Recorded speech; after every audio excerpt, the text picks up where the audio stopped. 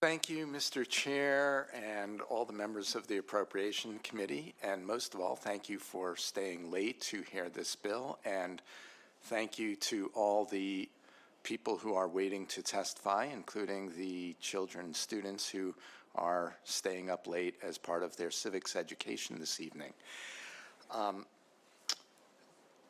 A child's disability is not a choice.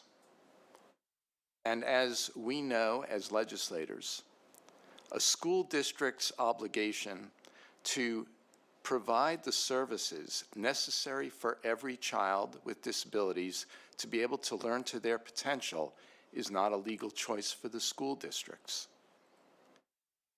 So having a cap on the number of students with disabilities that the state will provide funding for is, in my view, and I hope in yours, a choice that we can no longer make. It is unconscionable to say, we know that there are, in some districts, 15, 18% of the students identified with disabilities, but we're only going to provide 13.5% of the student population with funding.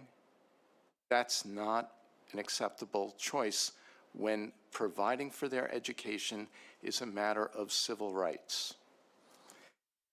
This bill started out much more, as you've heard, generous in terms of trying to make up what the school districts and the superintendent of public instruction have estimated to be a $500 million gap between what the districts are spending on special education out of local funds, levy funds, versus what we are providing.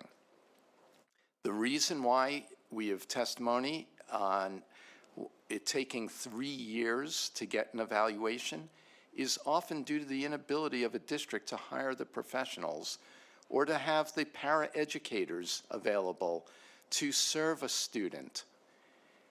And we're looking at some fiscal realities here, and we're trying to do our best. I hope that maybe as we go through the process, we might do better than this substitute.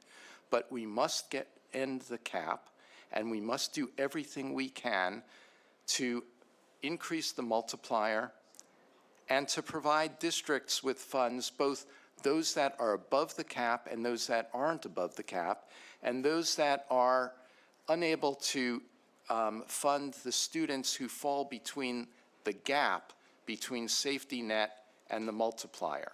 So I ask for your consideration for this bill to be a major step forward in providing students with disabilities their rights to a full and appropriate, free and appropriate education. Thank you. Thank you, Representative Pollett.